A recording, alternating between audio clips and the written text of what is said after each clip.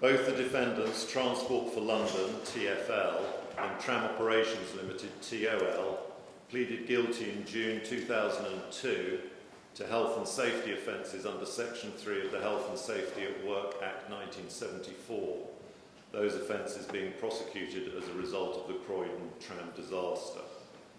That event was a significant and tragic transport catastrophe. Each of the defendants have lodged extensive written material in advance of the sentencing hearing, including witness statements and authorities, and made oral submissions in mitigation. I have taken all of those into account, although I do not recite them separately in these remarks. I also remind myself that any findings of fact that I make which are adverse to the defendants must be made by considering the criminal burden of proof. TfL was charged with committing the offence between the 27th of June 2008, which is the date it acquired its interest in the tram network, and the 9th of November 2016. TOL was charged with the offence occurring between the 10th of May 2000 and the 9th of November 2016. At a few minutes after 6 a.m. on the 9th of November 2016, a tram on the Croydon tram network, Tram 2551, which was being driven by Mr. Alfred Dorris, entered the Sandilands tunnel complex, travelling in the direction from Lloyd Park towards the Sandilands Junction, on what is called Route 3. As a result of what happened, Tram 2551 was going simply far too fast when it entered the Sandilands curve, which is a sharp left-hand bend just before the junction. Its wheels lifted and the tram overturned and derailed at very high speed. The effects of this were catastrophic. Passengers described being thrown through the air and tossed about inside the tram.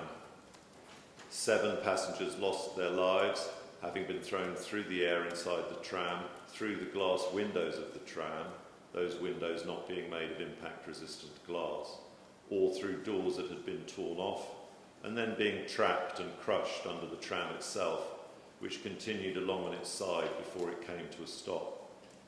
19 other passengers suffered life-changing injuries, and the total number of 69 passengers in tram 2551, only 1 escaped injury. Mr. Dorris was also charged as well as TfL and TOL. He pleaded not guilty and was therefore tried here at the Central Criminal Court. He was acquitted by the jury on the 19th of June 2023 after a long trial, and that trial had the benefit of hearing a great deal of evidence and expert analysis about how the disaster had occurred and why. The weather that winter morning was extremely bad with heavy rain, and the tunnel was said by witnesses to be darker than usual. The lighting in the tunnel was extremely poor and was said by a TfL witness to be past its serviceable life. This is because water had entered the electrics, and the system did not work as intended and had not done so for many years. Additionally, there were a very large number of lights within the tunnel that had shorted out or failed, and these had just not been replaced. There were no signs or other visual aids to drivers in the tunnel, which is the longest tunnel on the network. The drivers were trained to use gaps in the tunnel as braking points, but in the darkness these were not visible.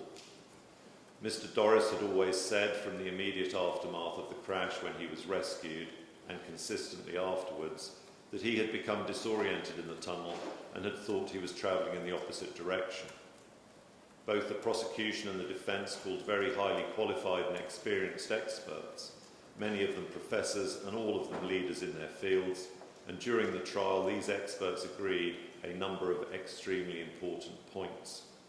They agreed that driver disorientation was the most likely cause of the tram driving at far too high a speed for the curve. The experts in the trial also agreed that the assorted defects and issues within the tunnel, including the defective lighting, contributed to the driver's disorientation whilst he was driving the tram. This type of disorientation was something that had occurred to a number of other drivers over the years, and this had occurred before on several occasions, including within the Sandilands tunnel itself. Disorientation was also something that had been anticipated by a senior engineer on the network as long before as 2007. That engineer, Mr. Snowden, wished to have extra signage and other measures installed to improve the visual cues within the tunnel, and he thought that disorientation by drivers was a potential issue, particularly in darkness. He gave that advice to TOL, the operating company, to TfL's predecessor, as TfL acquired its interest in the network in 2008, and to the rail regulator. He repeated his views in 2008. As Mr. Snowden explained at Mr. Dorris's trial, nobody was particularly interested, and he retired in 2008. Nothing was done at all as a result. There had also been a significant near miss on the network at the very same location on the 31st of October 2016. A tram driven by a different driver took the same curve far too fast, but fortunately not quite fast enough to overturn. The wheels lifted off the track, and passengers at the time described their terrifying journey as like being on a roller coaster at Alton Towers. Some of them said in texts and posts afterwards that they thought they were going to die. That event was promptly reported to TfL in an email by a passenger that same day. I shall refer to this as the warning email, and will return to what occurred as a result later in these sentencing remarks. There is no doubt that Mr. Dorris made a human error, and that had terrible consequences. The Health and Safety Executive, or HSE, issued a guidance document entitled Reducing Error and Influencing Behaviour, which is called HSG 48, and its second edition was published in 1999. It states, and I quote from it, "Human failure and accidents. Over the last 20 years we have learnt much more about the origins of human failure. We can now challenge the commonly held belief that incidents and accidents are the result of a human error by a worker in the front line. Attributing incidents to human error has often been seen as a sufficient explanation in itself, and something which is beyond the control of managers. This view is no longer acceptable to society as a whole. Organisations must recognise that they need to consider human factors as a distinct element which must be recognised, assessed and managed effectively in order to control risks."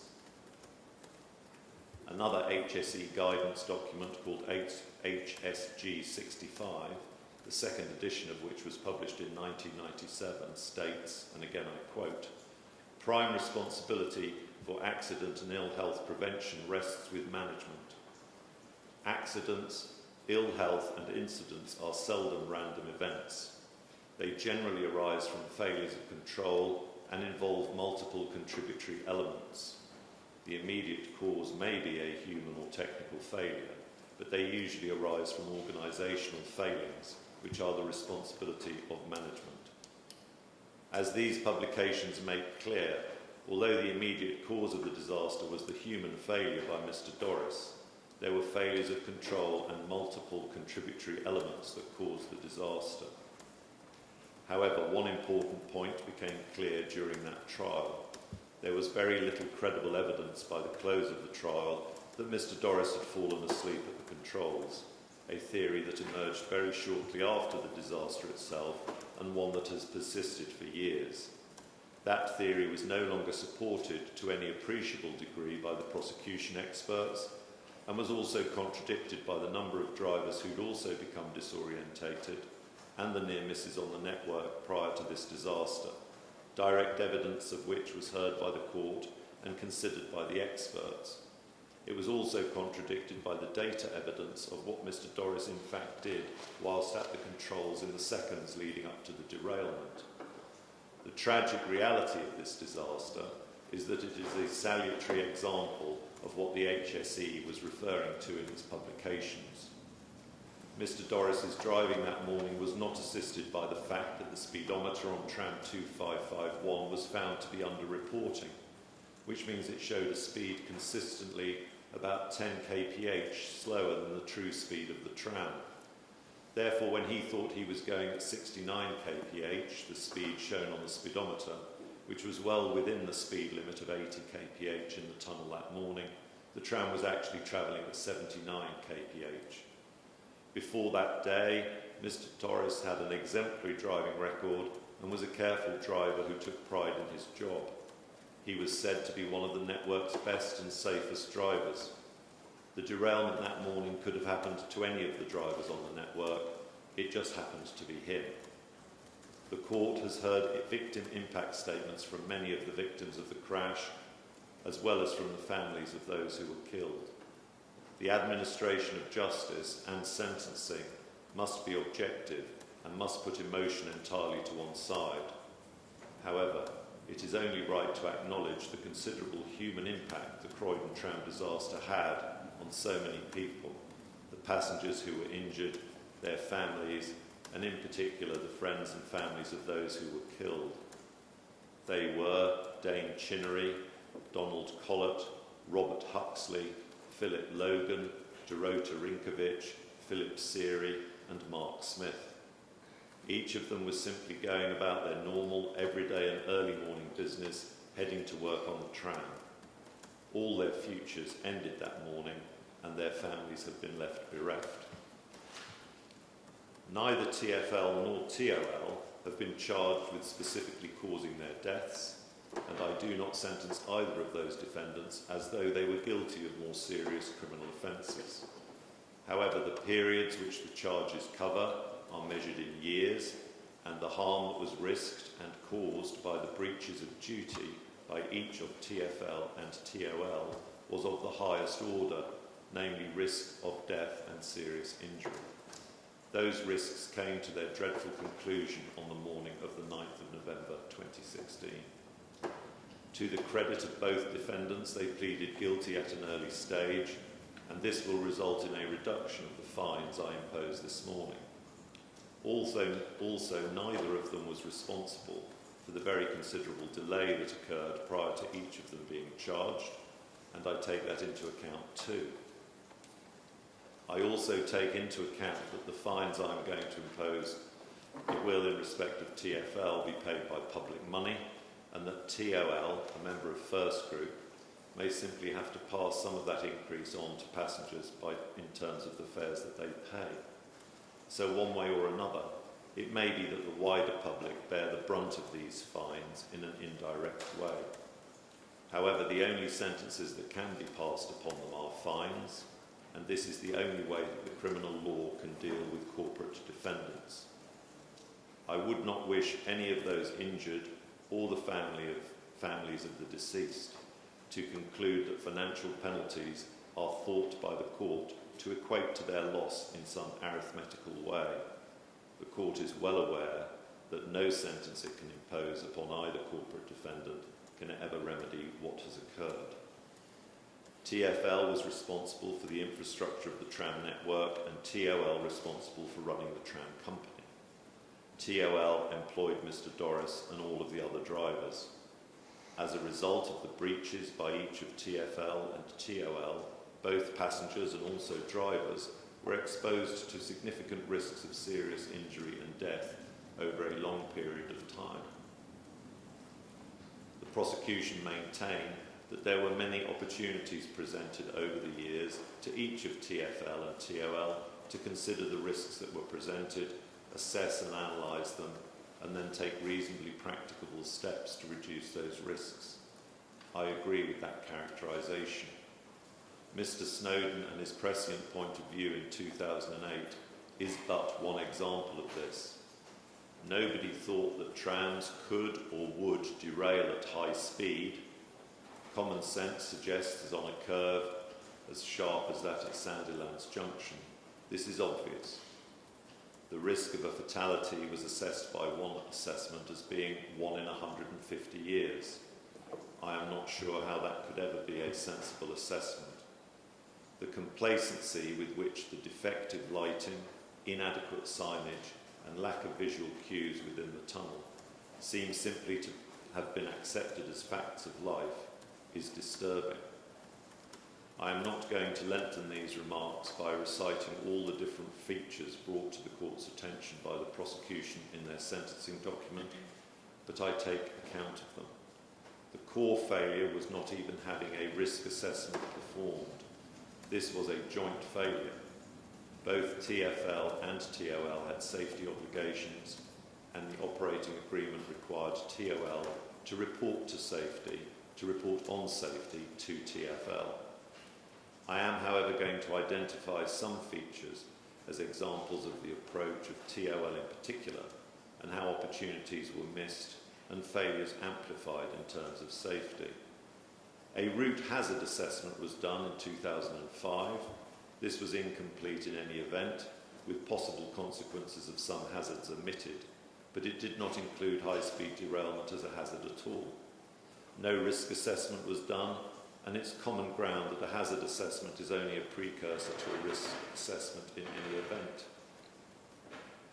It was noted in the minutes of a TOL Safety Committee meeting on the 3rd of June 2008 that a high number of lights in the Sandilands tunnel were not working.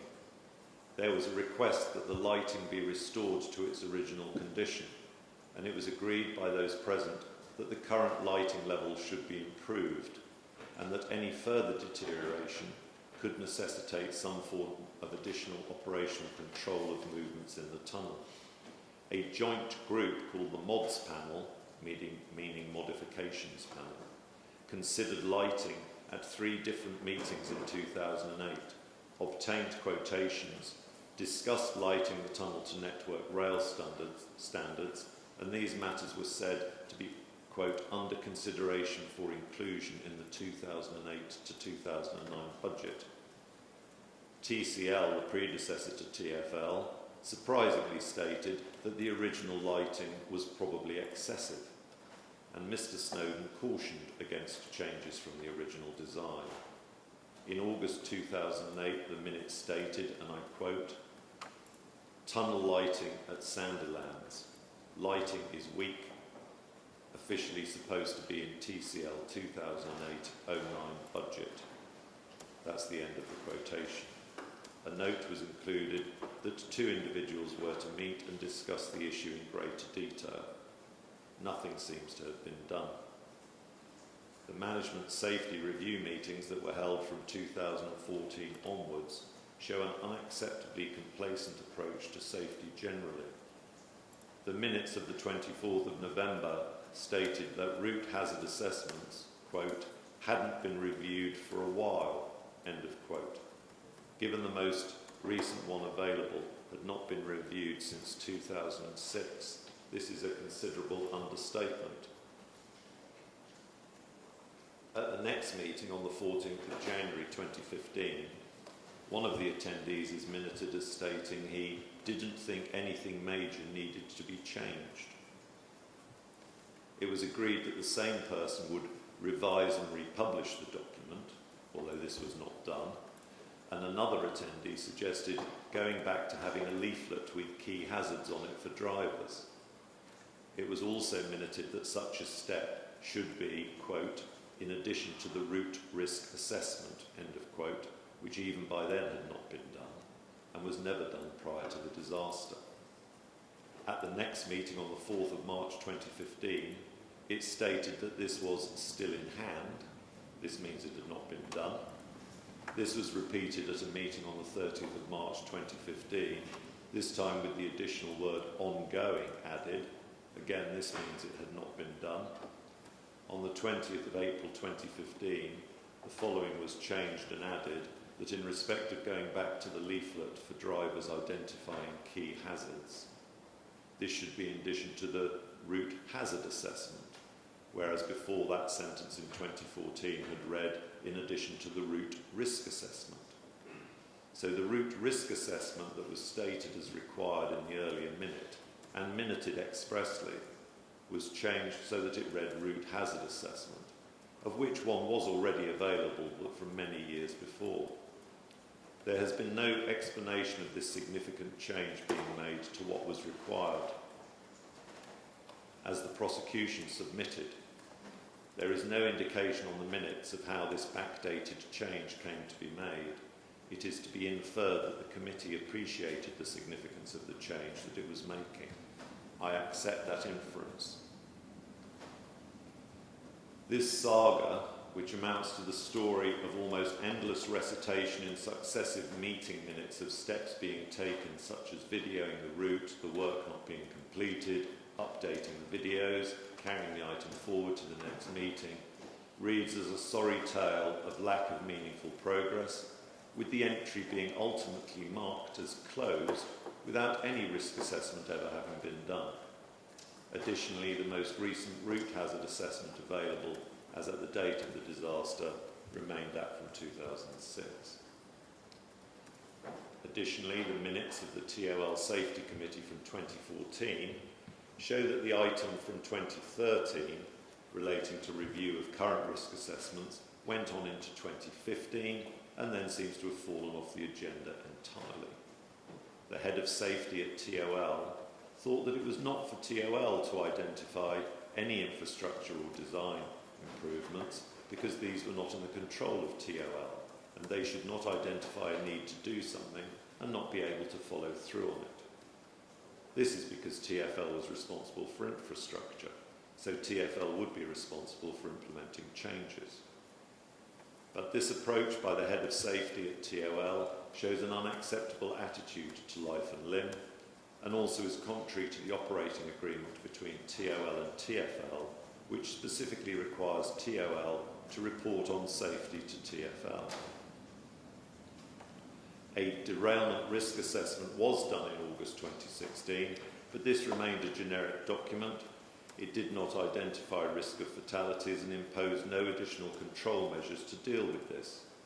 Because of the way that multiple fatalities were ignored as a potential consequence within this document, this meant the score for risk categorisation did not result in a score for a Category 1 risk, which means intolerable and requires measures to be taken, but only a lower category, Category 2, which is a risk classified as tolerable. One specific matter relied upon by the defendants in this sentencing hearing must be specifically addressed. This is that the report into the disaster by the Rail Accident Investigation Board, or RAIB, should be an important part of the exercise to determine culpability. I reject that for two reasons. Firstly, the RAIB report itself expressly recites that it does not do this, and that is not the purpose of the report. Secondly, the trial of Mr. Dorris heard a great deal of evidence from a large number of experts who did not give evidence to RAIB. As the trial judge, I'm in a far better position, having conducted the trial and having seen and heard the witnesses give their evidence, than those who prepared the RAIB report. I have some regard to the contents of the report, but take everything into account in assessing culpability, particularly the evidence at the trial. I now turn to the warning email in respect of the near miss of the 31st of October 2016. I shall quote only part of it, but it was sent by a concerned passenger promptly after the incident and on the day itself. She wrote, "In regards of an incident which occurred this morning that nearly caused me my life," and explained that it was between Lloyds Park and Sandilands, in other words, exactly the same place and in the same direction as the disaster 9 days later. She said that the driver missed the bend or he was going too fast. She said she was pitched to the corner of the tram and the man sitting on the other side came over on my side and pinned me to the corner of the tram, causing her to hit her head against the edge of the tram, injuring her shoulder and spraining her index finger. She said she had never experienced such an incident before and was now scared of using the tram. She described the incident as unacceptable and asked for an urgent reply. She submitted this to TfL, who promptly passed it to TOL. The answer from TOL to the passenger was wholly unsatisfactory and merely sought more details. No meaningful investigation took place in the immediate aftermath, even though drivers were supposed to self-report such incidents, and this driver, a different one to Mr. Dorris, did not do so. This may have been because he was scared of disciplinary proceedings, as other drivers were. Had TOL approached this serious incident in a responsible way and treated it with the seriousness it merited, At the very least, an emergency notification could have been put in the control room that all drivers have to read before going out on the network, warning of a high-speed incident at the Sandilands curve and the effect it had on passengers. I consider this to be a significant aggravating factor in terms of culpability. TOL was responsible for managing the drivers and had a system where they were expected to self-report incidents. Many were reluctant to do so due to the adverse consequences, including disciplinary proceedings that sometimes followed if they did. The system of self-reporting was not a safe one, and the regulator had suggested sometime before the disaster that it be changed. However, it was not. I do not accept that either TfL or TOL ought to be criticised for a failure to have adopted technology in 2016 that was not in widespread use generally in the industry, but such technology was not required to prevent such a disaster. Sensible, practical steps, such as increased signage, improved visual cues, and proper lighting within the tunnel, could all have helped prevent it. I turn therefore to the sentencing exercise itself. The relevant victim surcharges will be levied in the case of both defendants in the sum of £170. I consider and apply the Sentencing Council's definitive guideline for health and safety offences and other offences, to which I will refer as the guidelines, and the detailed steps which a court sentencing for such offences must undertake. This is mechanistic because it must follow the approach set down in the guidelines. I shall deal with each defendant separately when I come to the later steps in their financial situation and the level of the fines, but there are some findings which apply to them both. Step 1 requires that I first assess culpability. The prosecution submit that the level of culpability of both defendants is properly to be regarded as high. Each of the defendants sought to persuade me that their culpability ought to be lower than that. TfL contended that its culpability was medium because although it accepts it fell short of the standards required, it did not fall far short.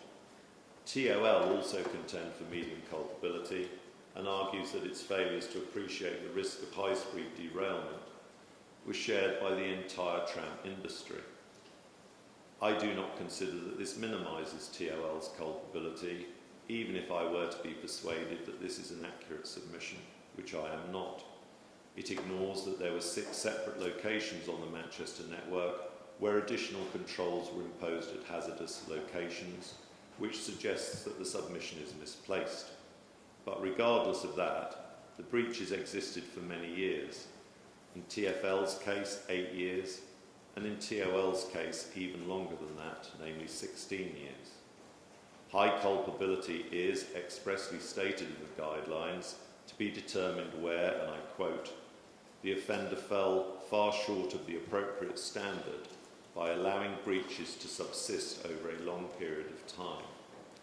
That is plainly the case here, and I find the culpability of both defendants to be high. Submissions that the court should proceed on the basis that the defendant's responsibility is anywhere other than high culpability are misconceived. As to harm, it is agreed that in terms of seriousness of harm risked, this is a level A case given that death and serious injury were risked by the offence. There is, however, an issue as to the likelihood of that harm since, whilst the prosecution say this is a high likelihood case, the defendant's position is that it is a low likelihood case.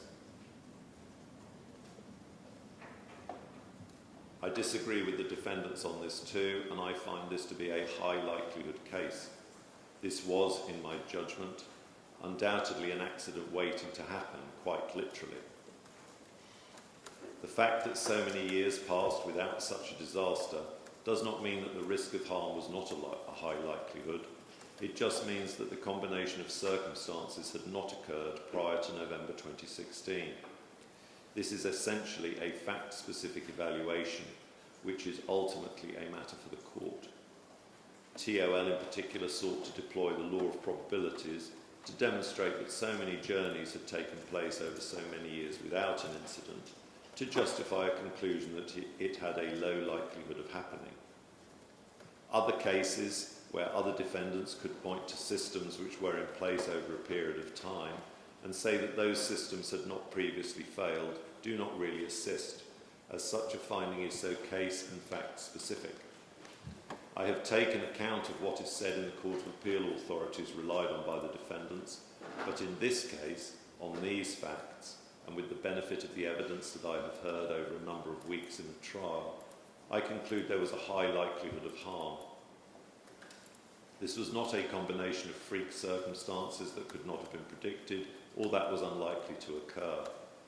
A driver becoming disorientated, braking insufficiently, and therefore going into the curve too fast, leading to a derailment and overturning, had, in my judgment, a high likelihood of occurring.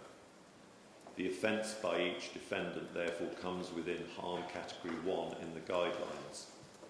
As they make clear, I must also, as part of step 1, ask 2 further questions. First, whether the offence exposed a number of workers or members of the public to risk, and secondly, whether the offence was a significant cause of actual harm. There can be no sensible issue about the answers to each of these questions.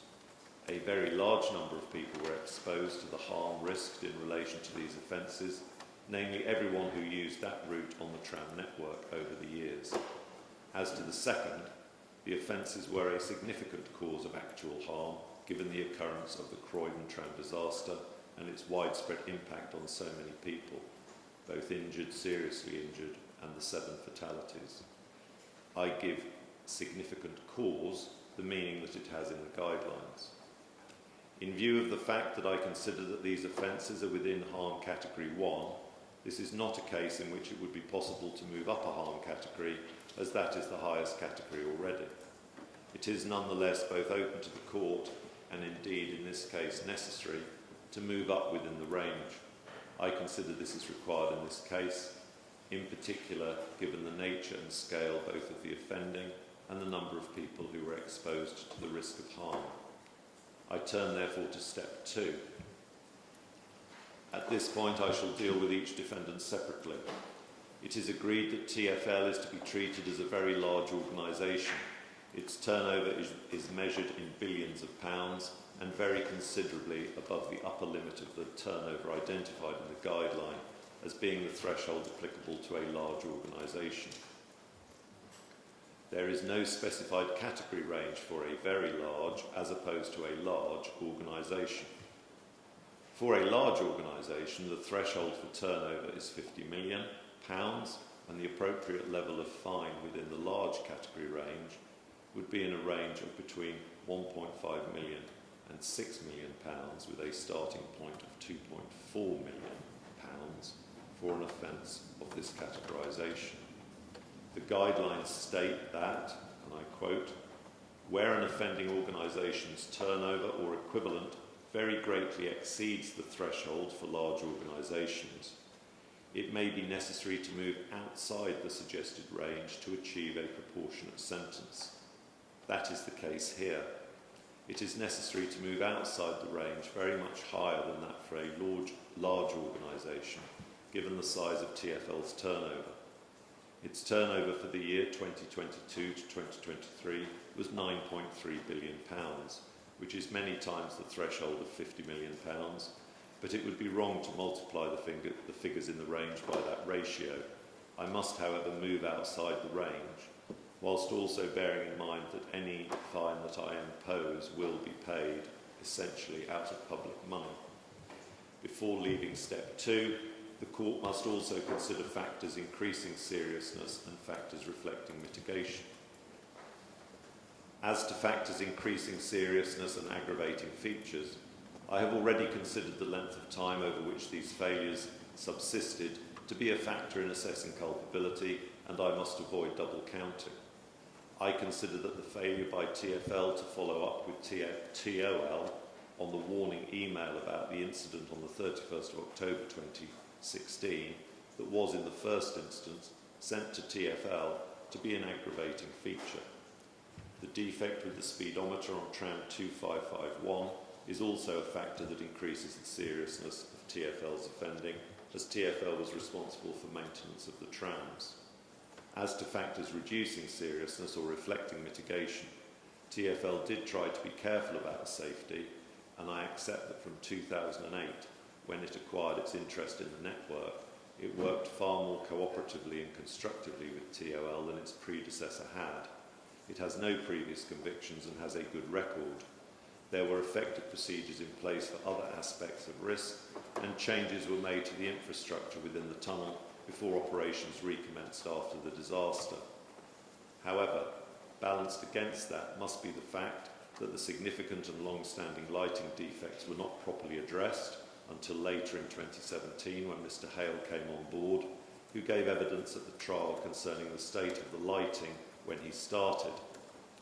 I accept that there was a high level of cooperation by TfL with the investigation, but that is to be expected given the circumstances and the fact that TfL would not readily be able to justify doing anything other than fully cooperate after such a disaster. It has accepted responsibility, and I accept it has provided support to those affected. The top of the category range for a large company is £6 million. I must move outside that to reflect that TfL is a very large organisation with very considerable turnover, and also for the reasons I have explained at paragraph 42 above. You are the only participant in the conference. Taking those factors into account, I consider that the movement upwards must be to a figure very considerably above the top of the range for a large company, and I move to a figure of £15 million. Step 3 requires consideration of the... Could you terminate that link for me, please? Step 3 requires consideration of the proportionality of the proposed fine to the overall means of TfL. I have a large amount of financial information available, but the short point is that TfL has a substantial deficit and was kept afloat during the COVID pandemic, essentially only by government assistance of £6 billion, and is dependent upon continuing substantial support. I do not consider the overall financial position of London Trams, which is not a defendant, to be directly relevant, but I take account of it as background. The purpose of a fine is to meet in a fair and proportionate way the objectives of punishment, deterrence and removal of gain. There is no gain to remove here. TfL submit that deterrence is not required in its case because the dreadful event and its consequences act as a deterrent for a public organisation such as TfL. However, deterrence applies to all other organisations, not only the offender. The requirement for punishment is centrally engaged, and a substantial fine does also reflect the seriousness of the offending and serve as a deterrent to others. TfL have invited me to make a substantial reduction at step 3 for reasons associated with its financial position. It explains in its witness evidence how dependent it is upon taxpayer support. It is indeed dependent upon such support, but I decline to make such a reduction, and I do not consider that one is justified. So many millions of people depend upon TfL to conduct its operations safely that, notwithstanding its financial position and support by public funding, a substantial fine is required, and I consider it would be wrong to reduce it because TfL's sizable financial profile was hit so badly by the COVID pandemic. I must also consider a reduction at step 4, which is to consider other factors that warrant adjustment of the fine. TfL seek to persuade me that payment of the fine will reduce the amount of funds available to it that might otherwise be invested for the travelling public, including safety improvements. I decline to reduce the fine at this stage either. In my judgment, the travelling public will benefit in the long run, perhaps not in a direct financial sense, from a significant fine being imposed upon the organisation partly responsible for the dreadful Croydon tram disaster. There has to be a point at which the severity of that event translates into a significant fine, and I decline to reduce that fine because TfL has other calls on its funds and or because it requires public support. Step 5 does not apply. Step 6 I deal with collectively below after I have considered the fine I'm going to impose upon TOL. At this stage and prior to step 6, the fine against TfL is £15 million. I turn now to step 2 for TOL. It is agreed that TOL is to be treated as a medium organisation, given its turnover is in the bracket between 10 and £50 million. For a medium organisation, the appropriate level of fine within harm category 1 is in the range of between £600,000 and £2.5 million, with a starting point of £950,000. Before leaving step 2, the court must also consider factors increasing seriousness and factors reflecting mitigation. As to factors increasing seriousness or aggravating features, I have already considered the length of time over which these failures subsisted to be a factor in assessing culpability, and I must avoid double counting. There are more aggravating features with TOL than with TfL. TOL were the recipients of the warnings by Mr. Snowden. Important matters which its submissions in mitigation suggest even now are not properly appreciated at TOL. The meeting minutes, in my judgment, demonstrate many rounds of meetings where lip service was paid to safety, such as where references to risk assessments, undoubtedly required for Route 3 and this curve, were specifically identified as required in the minutes, with that term being replaced in later meeting minutes with different terms, such as route hazard assessments. The route hazard assessment was 10 years old and was never properly updated. TOL sought to downplay warnings of the type delivered by Mr. Snowden, who was described by TOL in mitigation as having controversial views and being an outlier. I reject those submissions. TOL was responsible for managing the drivers and for a system whereby a driver had to self-report, a system that did not operate well and which the regulator suggested be changed so that the culture could be improved. So many of the controls were dependent upon the driver, a system that would simply exacerbate the effect of any human error. I also consider that the failure by TOL to act in any meaningful way on the warning email about the incident on the 31st of October 2016, which it received promptly from TfL, to be a significant aggravating feature. That email explained what had occurred, with a tram taking the very same curve at high speed, such that injury was caused, and the writer of the email feared for her life. It should have prompted a proper, timely and serious investigation and an immediate warning to all the drivers placed on the notice board for such purposes in the control room. TOL has sought to portray its reaction to the warning email of the 31st of October 2016 as a reasonable one. Loop data would have been available and could have been used to work out what had happened, as well as other sensible steps taken to obtain more information. I reject the submission that TOL responded to that important warning adequately. The warning was largely ignored. As to factors reducing seriousness or reflecting mitigation, TOL did have committees and structures dealing with safety, and I accept that it has no previous convictions and has a good record. There were effective procedures in place for other aspects of risk, and an external consultant, QSS, was used to advise it on such matters. I accept that it cooperated with the investigation, but as with TfL, that is to be expected given the circumstances. It would be difficult for any organisation to justify doing anything other than fully cooperate after such a disaster. It has accepted responsibility, and I accept it has provided support to those affected.